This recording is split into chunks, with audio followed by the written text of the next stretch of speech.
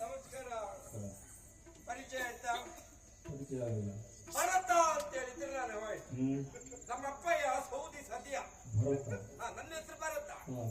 ನಮ್ಮ ಅಜ್ಜ ಸೌದಿ ಮುತ್ತ. ನಮ್ದೆಲ್ಲ ಸೌದಿ ಕುಟುಂಬ.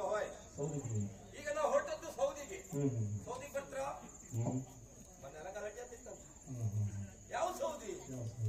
ಕೊಟ್ಟಿಗೆ ಕೊಡಿಲಿಕ್ಕೆ ಹೊರಟವ ನಾನು. ಎಂದಿನಂತೆ ಬೆಳಿಗ್ಗೆ ಎದ್ದು ಮಾಡಬೇಕಾದ ಕಾರ್ಯಕ್ರಮವೆಲ್ಲ ಪೂರೈಸಿ ಕಾಡಿಗೆ ಕೊಟ್ಟಿಗೆ ತರಲಿಕ್ಕೆ ಅಂತ ಹೊರಟಿದ್ದೇನೆ. ಮತ್ತೆ ಎತ್ತಡ ಹೊರಟ ಬಿಡುವ.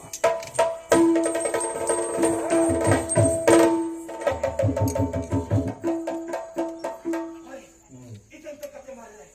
ಕಾಡಿಗೆ ಕೊಟ್ಟಿಗೆ ಕೊಡ್ಲಿಕ್ಕೆ ಒಂದು ಬಂದದ್ದು ಹೌದು. ಅದ್ರ ನೋಡಿತ ಒಂದು ಕುಯ್ಯೊಳಗೆ ನಿಧಿ ಉಂಟು. ನಾ ತಕೊಂಡು ಹೋಗ್ಲಾ? ಬೇಡ. ನಮಗೆಲ್ಲ ಈ ಚಿನ್ನ ಹಣ ಎಲ್ಲ ಯಾಕೆ ಹೇಳಿ? ನಮಗೆ ನಿಜವಾಗಿ ನೆಮ್ಮದಿ ಉಂಟು. ಮೃಷ್ಟಾನ್ನ ಊಟ ಮಾಡಿದ್ರು 3 ಹೊತ್ತು ಗಂಜಿ ಕುಡ್ಕೊಂಡು ನೆಮ್ಮದಿಯಲ್ಲಿದ್ದೇವೆ. ಹಾಗಾದ್ರೆ ಇಂಥ ಅಮೂಲ್ಯ ವಸ್ತು ಇಲ್ಲಿ ಸಿಕ್ಕಿತ್ತು ಅಂತಾದ್ರೆ ಅದು ನಾನಾದ ವಿಚಾರ ನಾನೇ ಇಟ್ಕೊಳ್ಳೋದು ಸರಿಯಲ್ಲ. ಆದಷ್ಟು ಬೇಗ ವಿಚಾರ ಇಟ್ಕೊಂಡು ಮಾರಾಟ.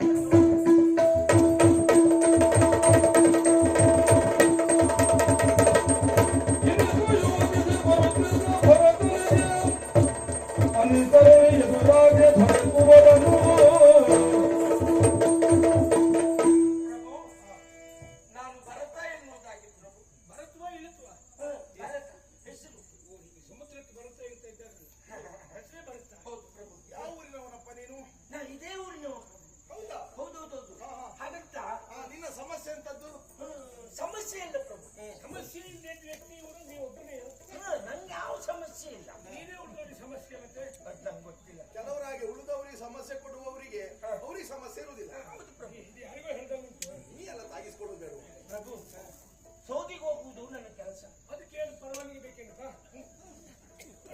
ಎಲ್ಲಿ ಹೋಗ್ತಾನಂತೆ ಸೌದಿ ಅದೇ ಕಟ್ಟಿಗೆ ಎಲ್ಲ ಹಾಕಿ ಒಟ್ಟಾರೆ ತರುವಾಗಿಲ್ಲ. ಒಟ್ಟಿಗೆ ಬೇಕು ಇಟ್ಲ ಎಷ್ಟು ಕಟ್ಟಿಗೆ? ಈಗೆಲ್ಲ ಇವರಿಗೆ ಕಟ್ಟಿಗೆ ಕಡಿಯುವ ಅಗತ್ಯ ಯಾರಿಗ?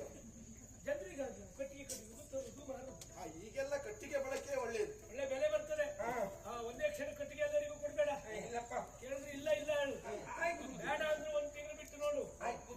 ನಾ ಯಾರು ಕೊಡ್ತಿದ್ರು ನಿಮ್ಗೊಂದು ಕಟ್ಟಿಗೆ ಬರೀ ಕಡಿ. ಅದೆಲ್ಲ ಕಟ್ಟಿಗೆ ವಿಚಾರ ಅಲ್ಲ.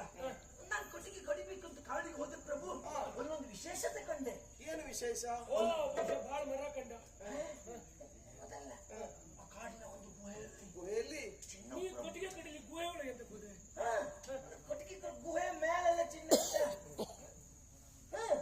ಒಳಗೂ ಇತ್ತು. ಎಂತ ನಿಂತ್ಕೊಂಡು ಬಂದಿ ಅಂತ ಕೊಟ್ಟಿಗೆ ನೀವು ಒಟ್ಟಾರೆ ನಮ್ಗೆ ವಿಷಯ ಹೇಳಲಿಕ್ಕೆ ಬಿಡುವುದಿಲ್ಲ. ಎಂತದ್ದು? ಕಾಡಿನ ಗುಹೆ ಒಳಗೆ ಚಿನ್ನ ಪ್ರಭು. ರಾಶಿ ರಾಶಿ ಬಂಗಾರ ನಿಧಿ. ನಾನು ಅದನ್ನು ಕಂಡೆ ಕಾಡಿನಲ್ಲಿ. ಹೌದು ಬುದ್ಧಿ. ನಾವತ್ತು ಯಾರಿಗೂ ಹೇಳಲಿಲ್ಲ. ಏನೇ ಕಾಡಿನಲ್ಲಿ ವಿಶೇಷ ವಸ್ತುಗಳು ಸಿಕ್ಕಿದ್ರು ಮಹಾರಾಜನಿಗೆ ಹೇಳ್ಬೇಕಲ್ಲ. ಹಾಗಾಗಿ ಅದು ನಿಮ್ಮ ಹತ್ರ ಹೇಳ್ಬೇಕಂತ ಓಡೋಡಿ ಬಂದ ಬುದ್ಧಿ. ಬಿಟ್ಟರೆ ನೀ ಎಂದು ತುಂಬಿಕೊಂಡು ಬರಲಿಲ್ಲಲ್ಲ. ನಂದೊಡ್ಡೆಲ್ಲ ಎಂತ ಬುದ್ಧಿ. ನನ್ ಗಂಜೆ ಸಾಕು. ನೀ ಕಟ್ಟಿಗೆ ಸಾಕು. ನಿನ್ ಕಟ್ಟಿಗೆ ಬಂಗಾರ. ಮತ್ತೆಂತ ಕಟ್ಟಿಗೆಯಲ್ಲೇ ನಾ ಬಂಗಾರ ತೆಗೆ.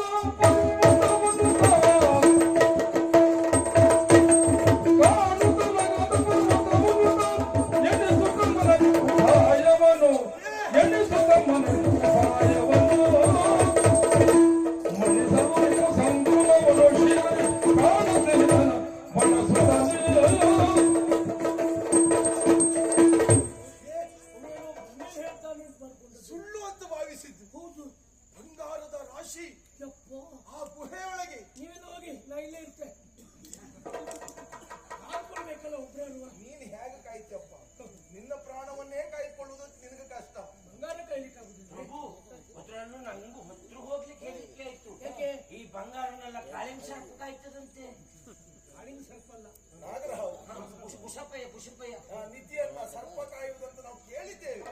ಅಲ್ಲ ಸುಳ್ಳಲ್ಲ, ಆ ಕಡೆ ಈ ಕಡೆ ಎಲ್ಲ ಹಾವುಗಳು ಓಡಾಡ್ತಾ ಇದ್ದಾವೆ. ಹಾಗಾದ್ರೆ ಸರ್ಪಗಳ ಭದ್ರ ರಕ್ಷಣೆಯಲ್ಲಿ ಈ ನಿಧಿ ಉಂಟು. ಅಂತರಂಗದಿ ತಾನು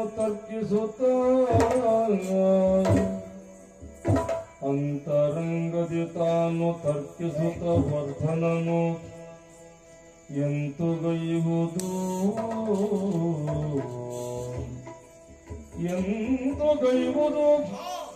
ದುರುಳ ಅರಿತರಿದ ಬಿಡನು ಅರಿತರಿದ ಬಿಡನು ಅಂತಕನ ಆಲಯಕ್ಕೆ ಅಟ್ಟುವೆನು ಇದ ಬಳಸಿ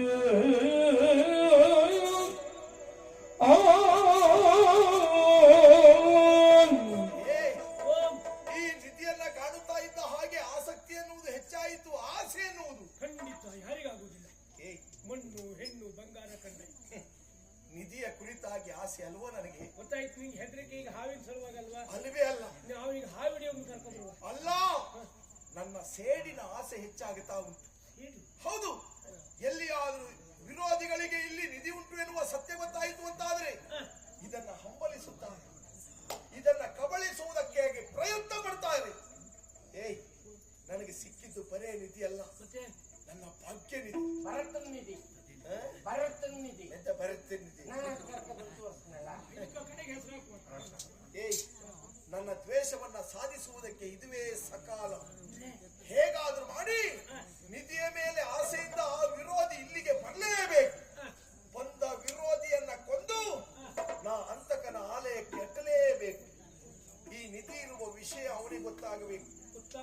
ಅವನನ್ನ ಬಲಿ ಕೊಡುವುದಕ್ಕಾಗಿ ಒಂದು ದಾರಿಯನ್ನು ನಾವು ಯೋಚಿಸಲೇಬೇಕು. ಏನಾದ್ರೂ ಉಪಾಯ ಹೊಳಿತದ ನೋಡು. ಕೆಲಸ ಮಾಡುವ, ನಾವಿಷ್ಟು ಜನ ಹೋಗಿ ನಮ್ಮ ಇಲ್ಲಿ ನಿಧಿ ಉಂಟು ಬಾಳ ಕರ್ಕೊಂಡು ಬರುವ. ಅಲ್ಲ, ಈಗ ನಾವು ಅವರಿಗೆ ವಿರೋಧಿಗಳು ಎನ್ನುವ ವಿಷಯವೂ ಅವನಿಗೆ ಗೊತ್ತಾಗಿದೆ. ಹೇಳಿದ್ರು ಒಪ್ಪಿ ಬಂದಾನ. ಇದ್ರೆ ಅದ್ರ ಬಗ್ಗೆ ಒಂದ್ ಕೆಲಸ ಮಾಡು, ಇದನ್ನೆಲ್ಲ ತಗೊಂಡು ನೀನೇ ಕೊಟ್ಟು ಬಾ. ಅದು ವಸ್ತು ಒಳ್ಳೇದು, ಎಂತದ್ದು? ನಾವೇ ತಗೊಂಡು ಅವನಿಗೆ ಕೊಟ್ಟು ಬಂದ್ರೆ ಅವನು ಉದ್ಧಾರ ಮಾಡ್ಲಿಕ್ಕೆ ತಗೊಂಡು ಹೋಗುದ ನಾವು? ಅವನ ಬದುಕು ಸರ್ವನಾಶ ಆಗ್ಬೇಕು ಅಂತ ಕಾಯ್ತಾ ಇದ್ರಿ.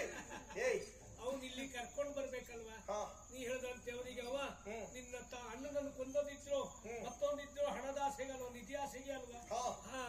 ಇದೇ ನಿಧಿ ಇಲ್ಲಿ ಉಂಟು ಅಂತ ನಾವು ಇಲ್ಲಿಯವರು ಈ ರಾಜ್ಯದವರು ಅಂತಲೇ ಅವನಿಗೆ ಗೊತ್ತಾಗಬಾರ್ದು. ಸರಿ, ಗೊತ್ತಾಗದೆ ಗುಟ್ಟಿನಲ್ಲಿ ಅವನಿಗೆ ಹೋಗಿ ನಾವು ವಿಷಯ ತಿಳಿಸಿದ್ರೆ ಬೇಡ ಅಂದ್ರೆ ಇಲ್ಲಿ ಬರ್ತಾನೆ. ನೀನು ಹೀಗೆ ಹೋಗಬೇಡ, ಯಾಕೆಂದ್ರೆ ನೀನು ಸತ್ಯ, ನೀನು ಯಾರು ಅಂತ ಅವನಿಗೂ ಗೊತ್ತಾಗಿದೆ. ಸುಮ್ಮನೆ ಬಿಡುವುದಿಲ್ಲ ಅವನು. ಈಗ ಓಡಾಡಿದ್ರೆ ಯಾರು ಅಂತ ಗೊತ್ತಾ ಹೋಗ್ತದೆ ಮನೆ. ಹೌದೌದು, ಹುಲಿ ವೇಷ ಮಾಡುವ ನಾವು ರಾತ್ರಿ ಅಲ್ಲ ನೀನಂತ ಬೇಡ್ಲಿಕ್ಕೆ ಹೋಗುದಾ?